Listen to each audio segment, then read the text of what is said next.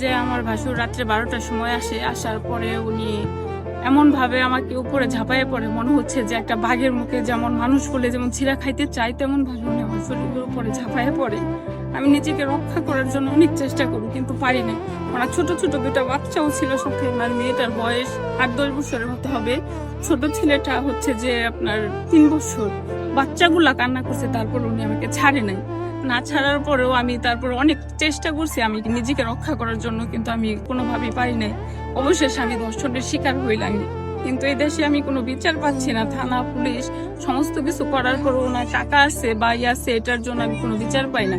আমার হাজবেন্ডকে জানানোর পরে উনি কোনো রকম এটার পদক্ষেপ নেয় না, অথচ আমাকে এই দুশ্চিন্তা বানাইছে যে আমি খারাপ, আমি ভালো না।